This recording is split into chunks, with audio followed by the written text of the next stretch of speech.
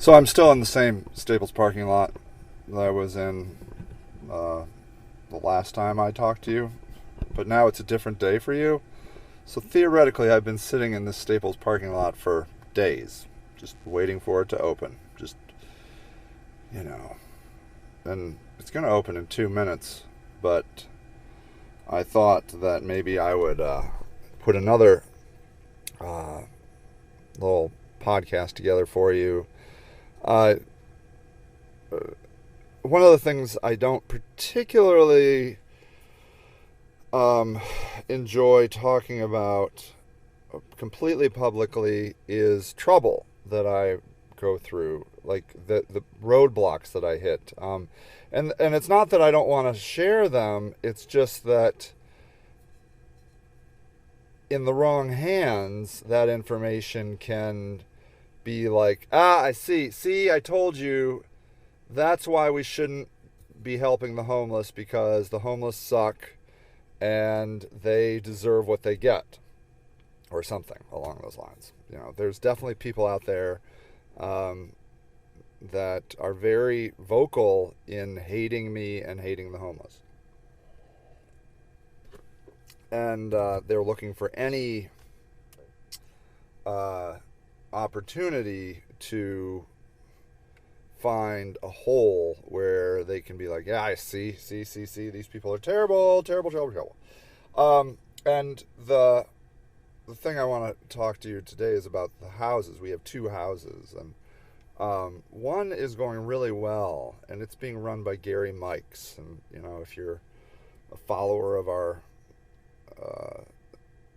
I want to say story, I mean, that's it, right? It's like, if you're following the story, you know Gary Mikes is this huge success story.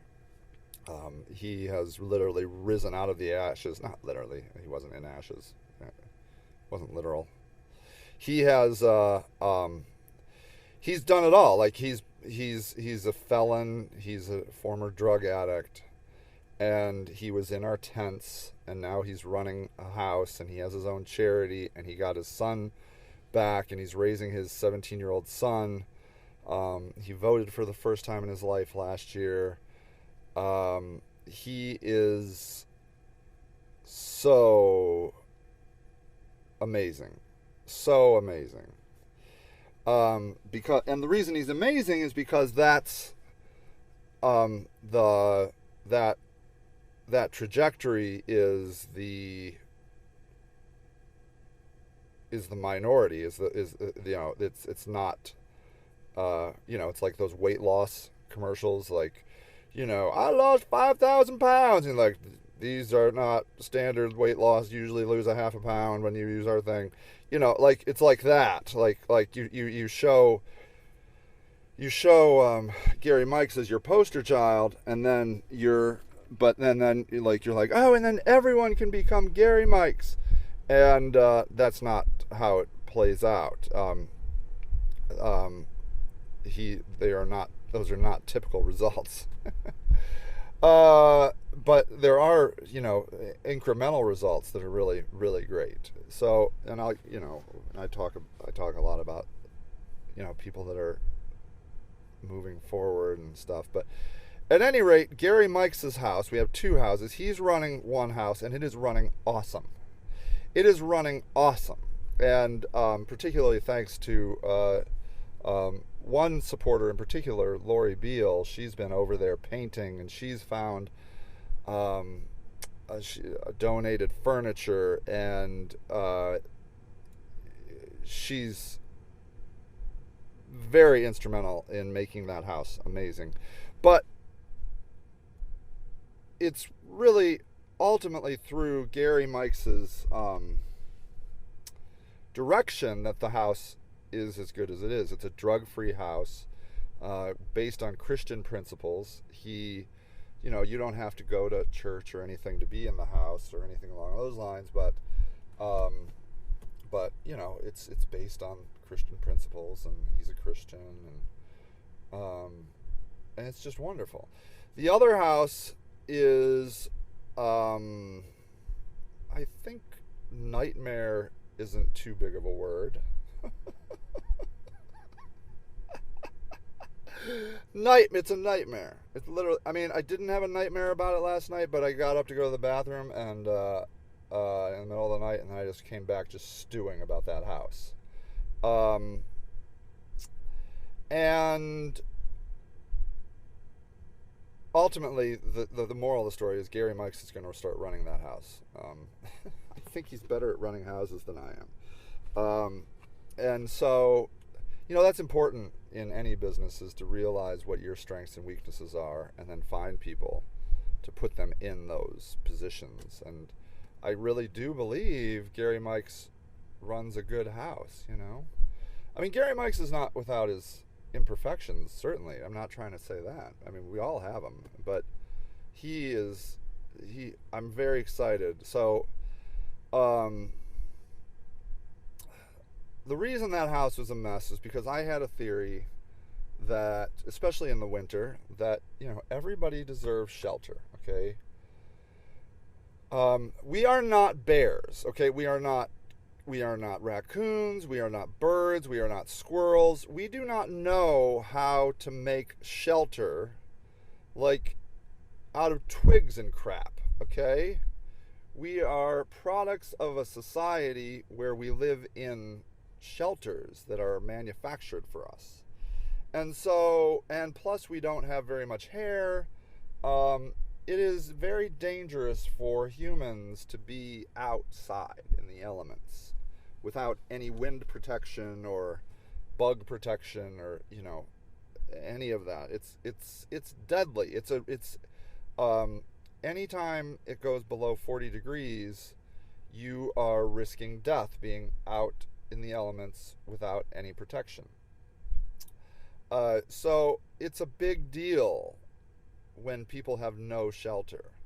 And so I was like, I'm like with the Housing First model, I'm like, people need houses, and let's get anybody that wants to be in a house inside the house, and of course you can only have 5 people in there, and so that fills up instantly. And the people that go in the house are the drug users. Those are the people that went in the house.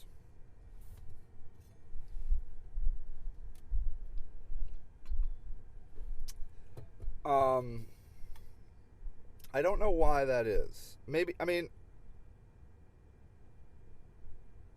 yeah, they're the drug users. Like, they go inside. And it might be because they have trained themselves to be persistent.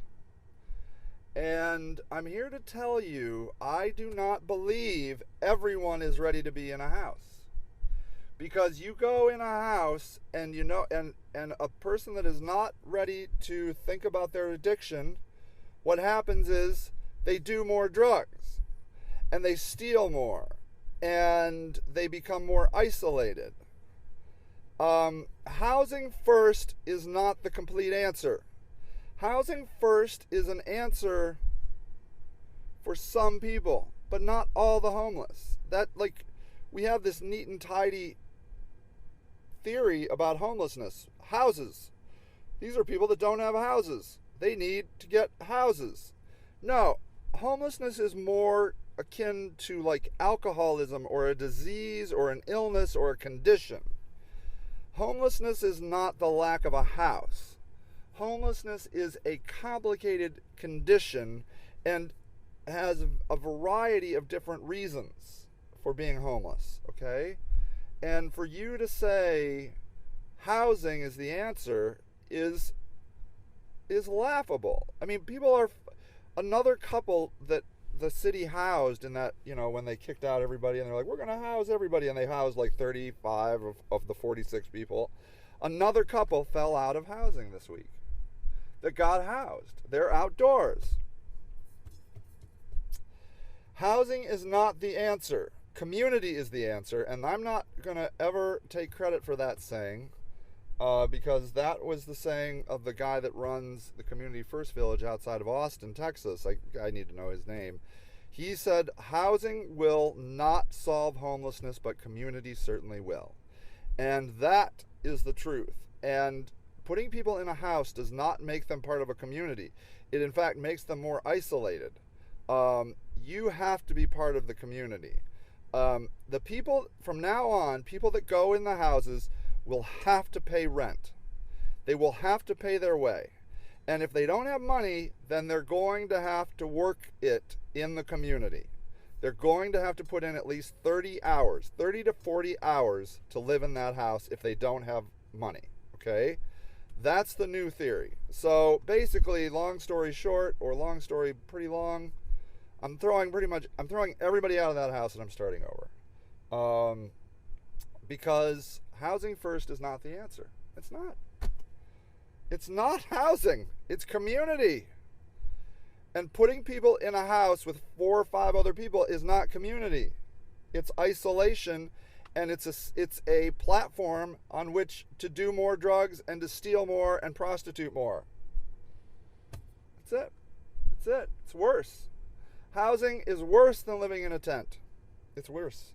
In the winter, I wish our tents had an electric heater. That's it. Then we're good. We're good. That's it. That's all they need. Some people. And when they're ready for housing, they will work on housing. Until then, they really just need a tent. They don't need a tiny house. They need a tent. You need a tent because you cannot live in the elements unprotected.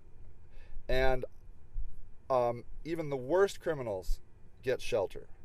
And these are not criminals. These are people that have been ravaged by the society. They've lost hope, and they have never seen hope.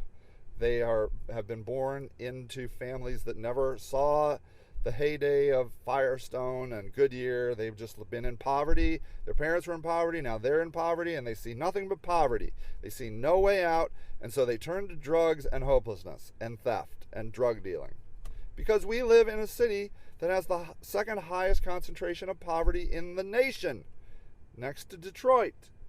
Of course this is what's going to happen. We can't just blame the poor people and the drug addicted. They became that for a reason.